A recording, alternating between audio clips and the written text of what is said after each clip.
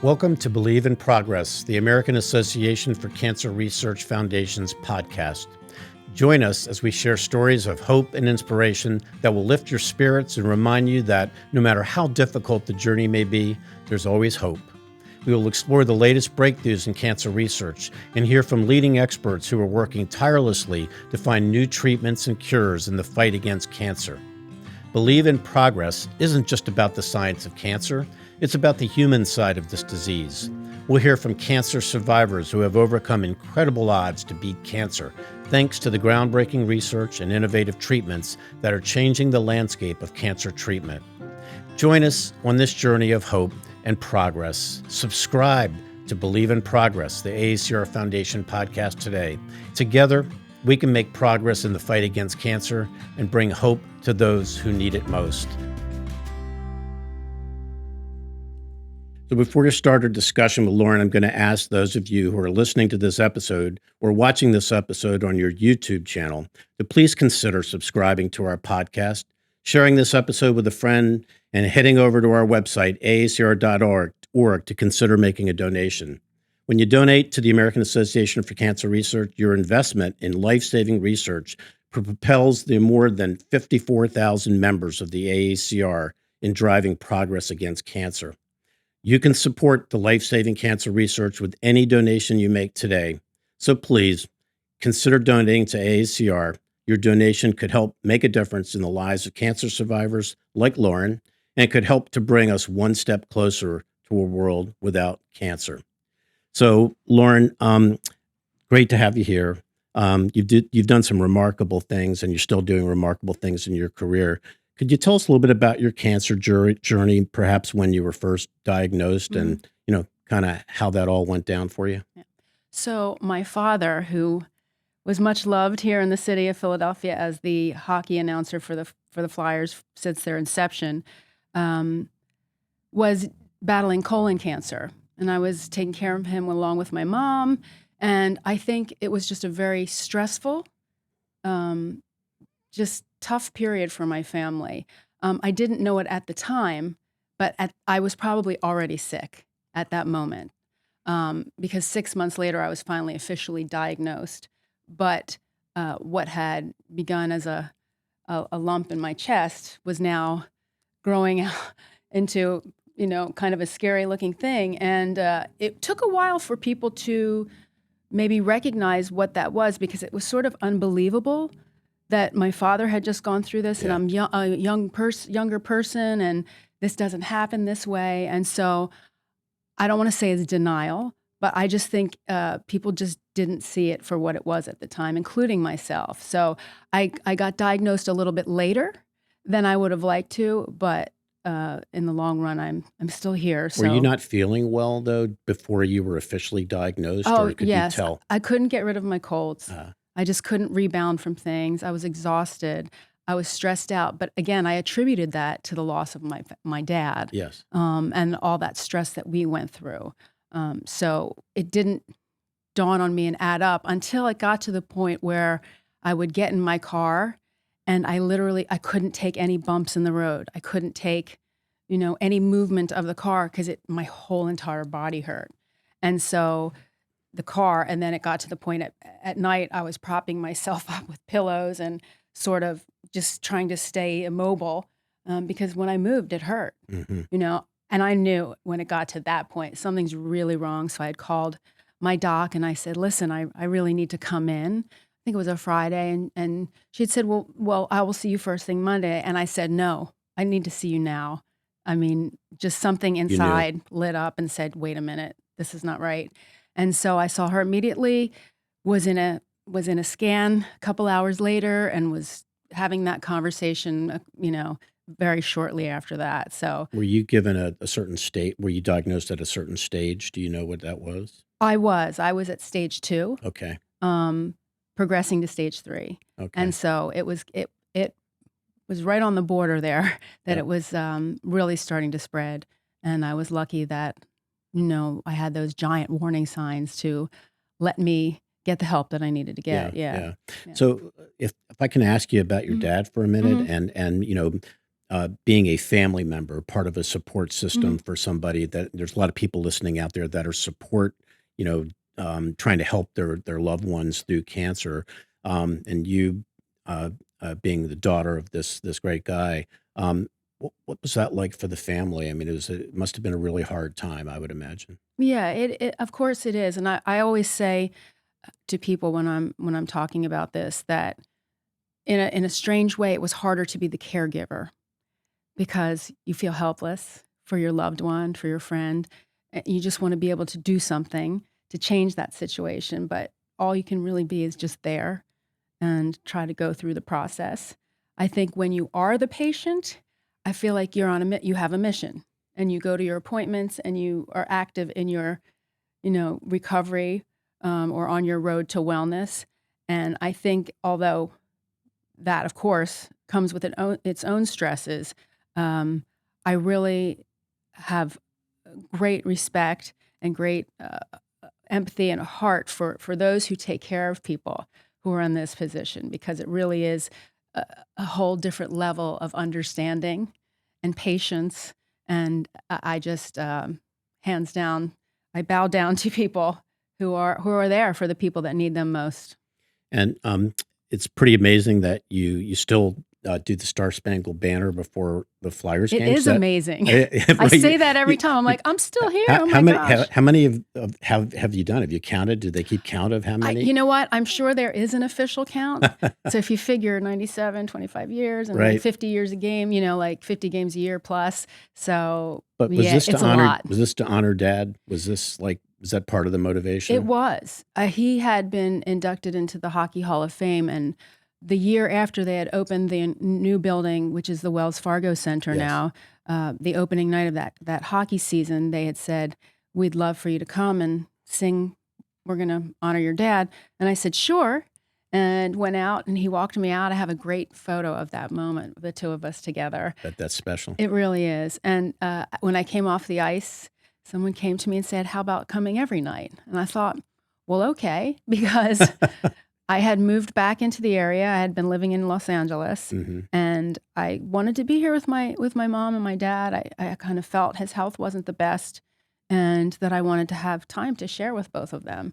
So it was a great sort of what I thought was an intermediary little pause in my career Right. to be part of the team and be part of something my dad and my family loved for so many years. And obviously, that went a little longer than anticipated. Yes. When I started, I think that doing the national anthem definitely does not mean today what it meant then. It has Right. really changed over the years in how people look at it, in controversy, and in the desire to do it. I Yes. mean, when I started, I don't think a lot of people wanted to sing the national anthem. Right. But now, celebrities and all sorts of talent, sort of Right. clamor to get that Super Bowl spot or, the World Series, these special spots to sing this song. You bet. So it's really been an interesting journey in the song itself. Hmm. It's gone through a lot of changes over the years, but it was a safe haven for me. It was my family, not in addition to my father, but the Snyder family and the Flyers family. And so it was a safe place and it was home. So can you tell me a little bit about that family? Because what I was reading about how special they were to you, the Eric Lindros, the Snyder Hmm. family, when you were first diagnosed, and they did some really special things for you. And I think were this sound like an unbelievable support system. It really wasn't. And it was all sort of unknowing. You kind of just go, you're on autopilot when you're in that situation. And so I had been diagnosed. I had actually had surgery on my neck and had a few days off, so I didn't tell anybody. I showed up with my turtleneck to the next game, and in between periods, I said, I need to talk to you. And so I spoke to the then president Ron Ryan and Ed Snyder, and I told them what was happening. Which was, again, really shocking because my father was a member of that family as Yes. well for them. So this was just all the way around, um, just kind of stunning to us at the moment. But I had asked, I said, I don't know if you want me to stay. I don't know how I'm going to feel, what I'm going to look like, how it's going to work. And without hesitation, they said, hands down, we want you here every night.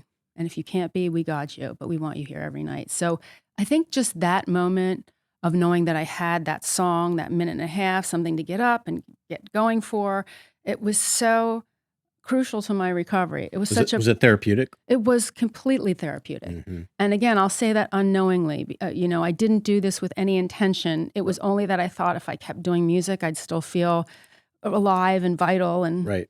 in life still, Yeah. So That's pretty cool. yeah. So when you were diagnosed and then you started treatment, Mhm. how did you cope with that? I mean, did you use music to help you, through coping with the cancer treatment that you were given and just dealing with cancer and all the above? Yeah, I think for me, and I did, music is always my healing, my special world. So I definitely relied on that, relied on my family. And, as far as the support, again, I'm going to go back to saying, I did go out and sing those games. And so every night I felt that I had, you know, 20,000 people on my team and on my side. And what I didn't realize at the time, because you're so in your own world, was that there were people out there going through it too. Yeah. And there were friends and mothers and sisters and brothers and fathers, and they were out there and they were sharing this journey with me. Um, so we kind of had each other, even though I didn't know them and didn't, recognize maybe all of the people that had shared or were sharing that experience. I think it just made such an impact on my life. And to this day, I have people that will come up to me and say, when you were going through this, you were such an inspiration, and I was going through this, or my friend was going through this. And, it just resonated even 20 years later. It just has that impact. So for me, that was a great life lesson about just giving somebody your hand and extending yourself. So along those lines, and being a great inspiration to those people that you didn't even know were dealing with cancer, but were listening to you. We were talking earlier about you doing peer counseling still Mhm. to the day and helping people. Could you talk a little bit about that and, hey, how that helps you, but more importantly, how it helps the people Yeah. that you're talking to? So just to jump backwards again a little bit, when I had been diagnosed with the Flyers, first person to call me was Eric Lindros.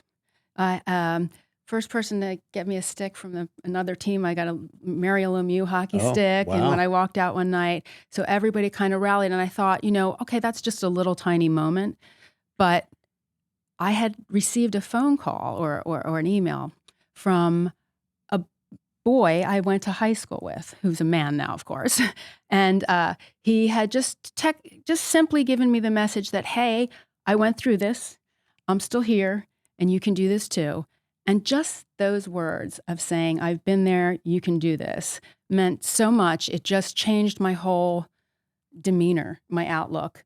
I think I was pretty positive to begin with, but a weight came off of me at that moment that I can't describe. Anyone that's been through that will understand. But that meant so much to me that there was no question if I got past, the hurdles that I was going through, that I was going to do the same for somebody else. Because it could be just as simple as, hey, how are you? I'm thinking of you. Go Flyers. But in that moment, you're affecting someone in such a positive way. So I still peer counsel. People just write me, and there's no formal pathway to doing this. But if you want to find me, I'm not hard to find. And I've made lifelong friends over the years just from these conversations. And again, it was a gift to me that I felt I wanted to pass on to other people. And the people that you're helping, these are people that are some still dealing with cancer, Mhm. cancer diagnosis, and all different types of probably stories. I would Mhm. imagine, right? Yeah. Yeah, Yeah, I mean, and cancer does not discriminate, as you know. I do know that. Um, but fortunately for me, most of the stories and most of the journeys that I've gone on with others have ended positively. And that's the word that I always say. There's no reason not to have hope ever. Hmm. Um, but it's just been really gratifying to me to know that just connecting with people. means so much. So music is such a big part of Mhm. your life. Yeah. Are you working on things right now within the music industry, or Mhm. your own projects? Well, I'm always working on new music. I just did Christmas music, and now kind of January, February is kind of a quiet time, and so you kind of rev up again in the spring and get going again. And you know, the album that you had mentioned earlier, "Girl Keeps On," was completely about survivorship and about moving forward and moving ahead and believing in yourself and whatever it is that is the focus of your life. And it was, you know, to this day, probably my best-selling album, and that's kinda cool. Very That cool. moment, that really tough moment, brought out such a, um, great, music and outlet for me. So I always have new things that I'm working on. Were you formally trained, to like voice training or? I studied when I was young, and I studied classically. Mm, So I don't know which way I thought I was going, and I ended up at Temple, with more of a popular music, jazz sort of focus, um, and writing and sort of theory. And I found the guitar. I was originally a piano player, but I found the guitar, and once I found that I could pick that instrument up and just go and play anywhere, anytime, I was like, "Oh, this is for me." So I ended up in like a songwriter rock sort of genre, mhm. because I just wanted to make music all the time. And I Did somebody said, did somebody spot your talent early on, or to? well, my mom and dad, but Your best uh, cheerleaders, I'm yes, sure. of course. Yeah, there were a lot of those great moments. I Mhm. think, the first, you know, first biggest moment happened here in Philadelphia at the Academy of Music, and they were honoring, just some great Philadelphia legends like Patti LaBelle Mm. and, Teddy Pendergrass and, um The Philadelphia Sound, yeah, the right? Philadelphia Sound, Yeah. and I was along for the ride. My best friend's dad was a member of this group, the Dovells, who wrote and sang the Bristol Stomp, and we're from this area, and Yeah. growing up, I was like, "Oh my gosh, one day," you know? And so they had invited me to come along to this concert, and I'm sitting in the audience, and they're getting the finale together where they would have everybody on stage, and they were all going to sing Philadelphia Freedom, Mhm. except nobody knew the words but me. Ah, Said, "I know it." all And right. I actually got to go up on stage and lead all these legends, which was like, mind-blowing, um, in this song. And so that was like the first moment that I was like, "Wow, something big might happen. Something more might happen here." And, from that moment, I just kept moving forward, and that's how I look at it to this day. I love getting these cool opportunities and all the things that I get to do, but the idea is just perseverance, which is just keep going. And that's how I live all of my life. Just keep going, and it doesn't mean every step is a huge stride, you know? Great message for But you keep everybody to moving. persevere, right? Yep, just keep moving forward. And I think there are things in my career that I would have liked to have achieved already, or that I might never achieve, but I think I'm the winner because I'm still here, Right. and I'm still doing it. So I think that is a really great joy. And if you can look at, somebody said to me the other night, the destination is the journey, is to just move ahead. And so, and I really, really liked that, because I think of a lot of friends that did music when we started and that are no longer doing music. Right. So just to be here still, and this is my job. That's the best. That's awesome. Yeah, I couldn't ask for more. Side story for you. So I grew up playing the trumpet. My father was a trumpet player, so he taught me how to play Very trumpet. cool. But then I had classical training from somebody who was like the number one seat for the National Symphony Orchestra in Washington, D.C. So I learned classical, Mhm. but then obviously I went in and started playing soul music, which is how I know the Philadelphia Sound. Yep. And there's some awesome groups, and Oh my nothing gosh. like rhythm and blues and with brass and Mhm. all the above.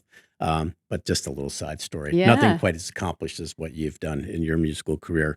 So, Lauren, there's going to be many people, I think, that are listening to this podcast that are currently dealing with cancer. Some of their family members might be dealing with cancer. What kind of message do you have for families, for individuals dealing with cancer? What's your message to those folks out there?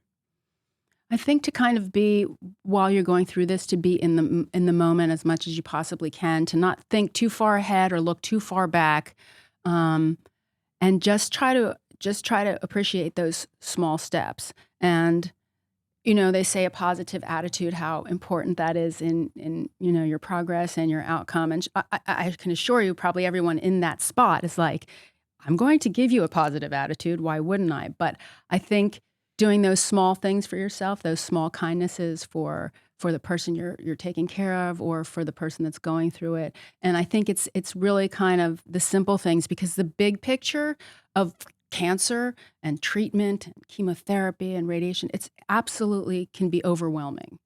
I didn't even know what chemotherapy and radiation were when I got this disease. I thought they locked you in a room and they zapped you. I had no clue. Right. I think growing up, I didn't see moms that had breast cancer.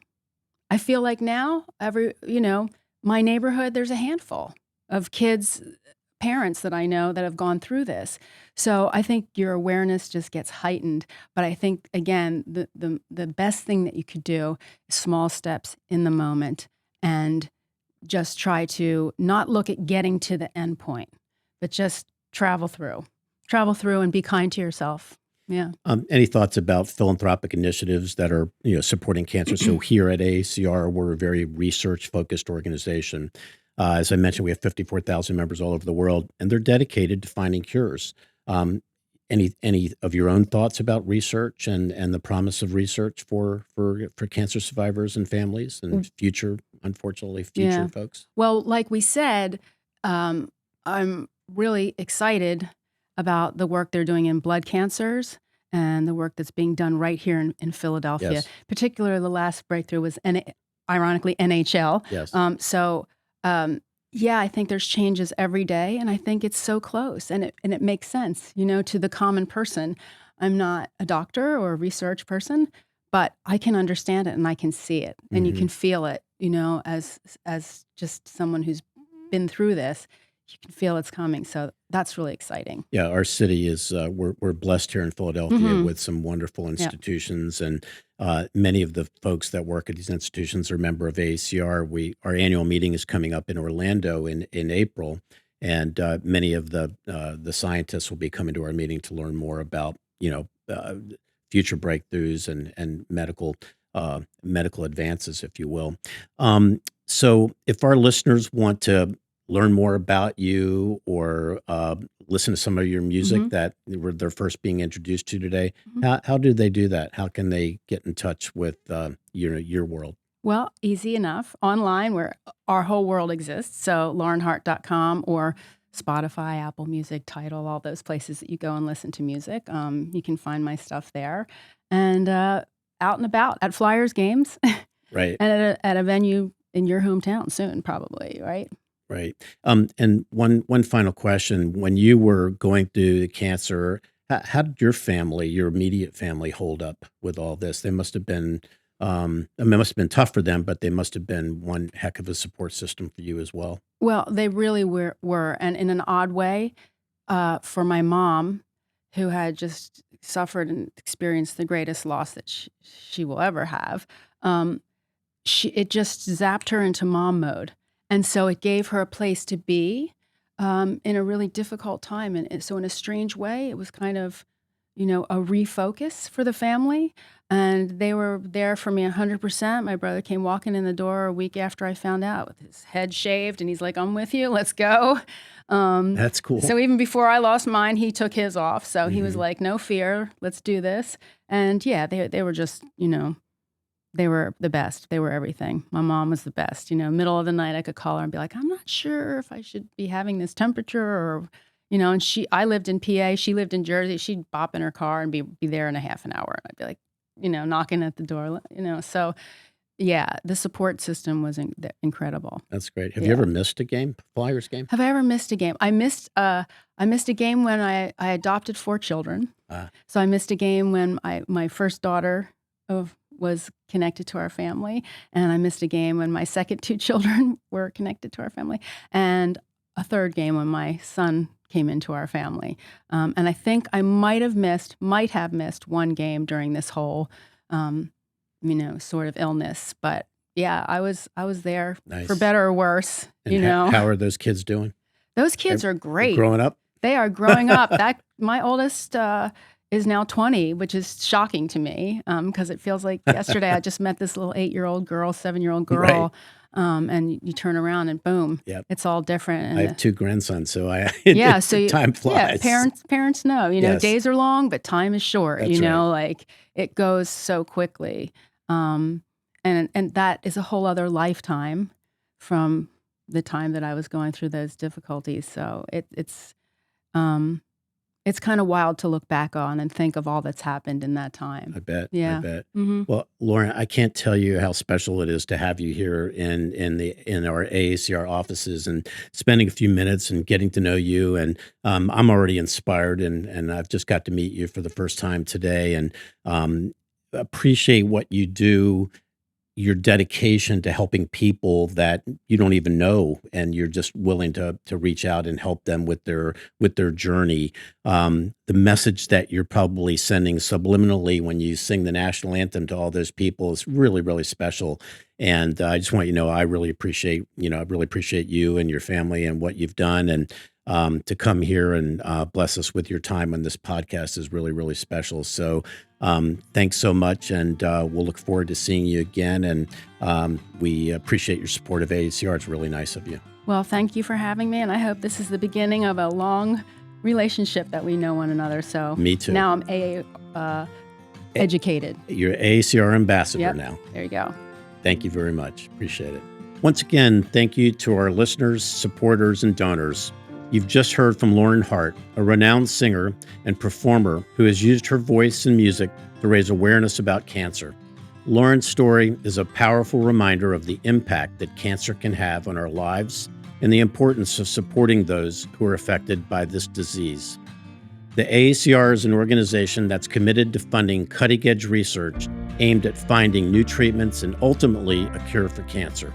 We recognize the importance of supporting patients and survivors like Lauren, who are using their voice to raise awareness about cancer.